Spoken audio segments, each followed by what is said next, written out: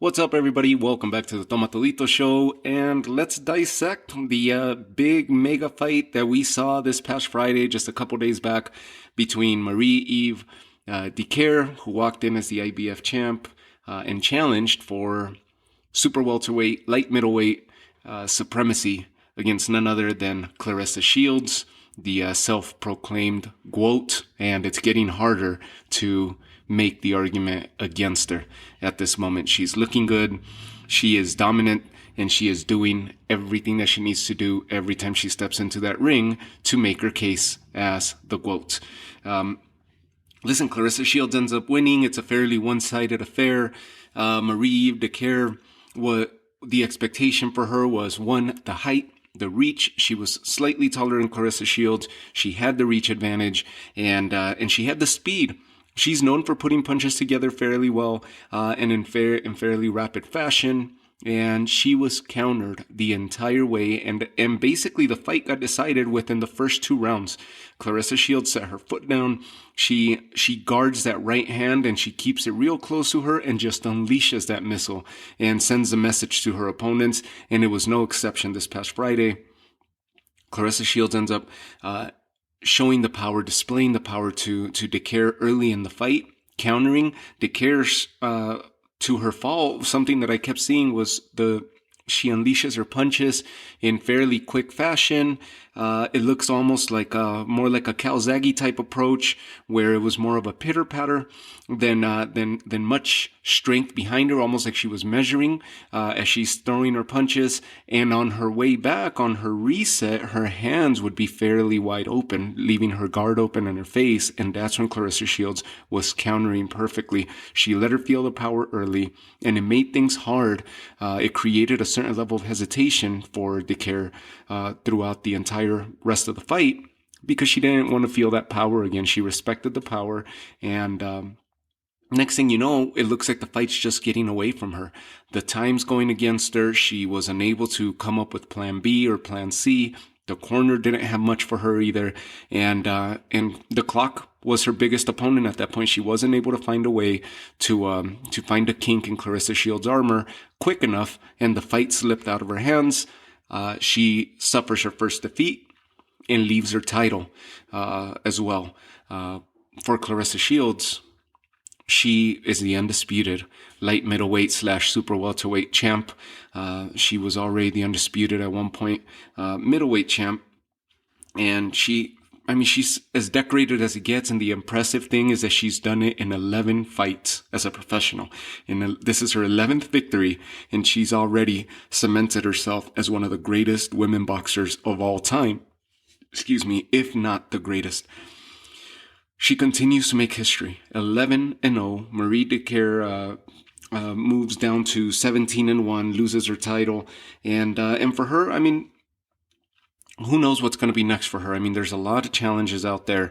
There's Hannah Gabriel's that's out there, similar division if she decides to stay there, or if she moves up to middleweight, well, she's going to be running into Claressa Shields once again. For Shields, the conversation was that there's going to be some type of big catchweight, and I know the talk's been around for a couple years, a big catchweight fight between her and the great Katie Taylor, the lightweight champ, somewhere in between. They would meet around 140 or 147, maybe even do a catchweight for boxing, women's boxing supremacy. That would be ideal. But the size, the power that Claressa Shields brings with her versus the power and the speed that Katie Taylor possesses in the lighter weight divisions, who knows if that would transition if she was to move up in weight. Big difference, right? Big difference in the styles of boxing. Claressa Shields, very measured, very guarded, has good power behind her, and she displays it very well.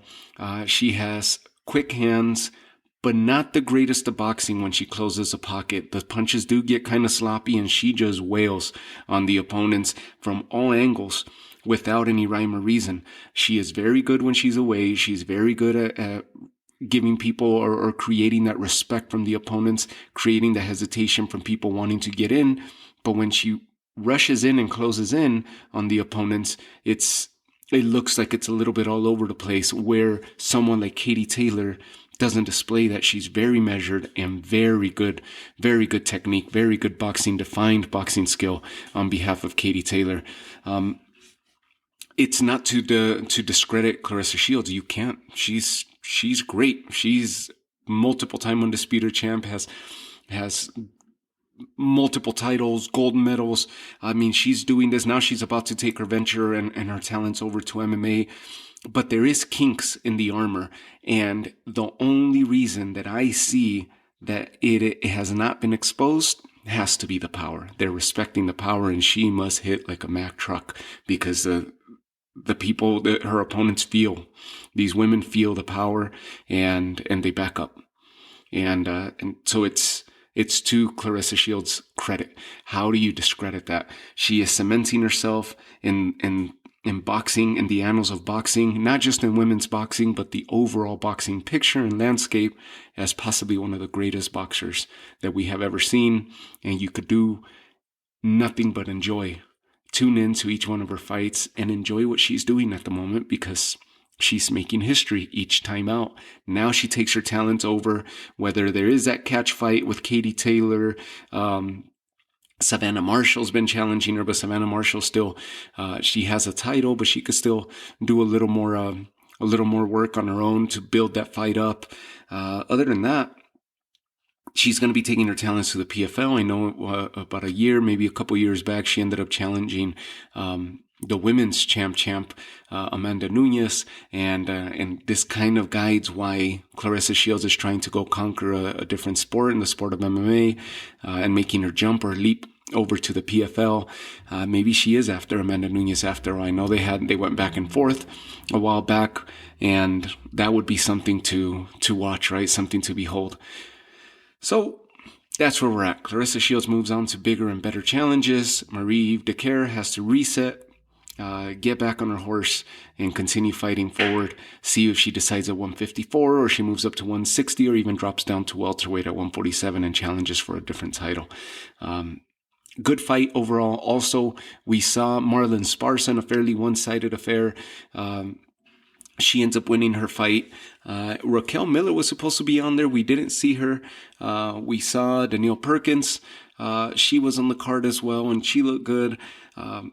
Other than that, it was a cool show. It was a low-key event, but it was good to see. And I love those type of shows. It brings me back to those old school Tuesday night fights, and then the Friday night fights that we had for so long, kind of like the showbox events now that we see on Showtime. That type of small venue, it just brings it home, right? There's something humble and something pure about those small events, and this was that. So it was congratulations to Salida Promotions for putting this together, and it was a great night overall for that promotional company.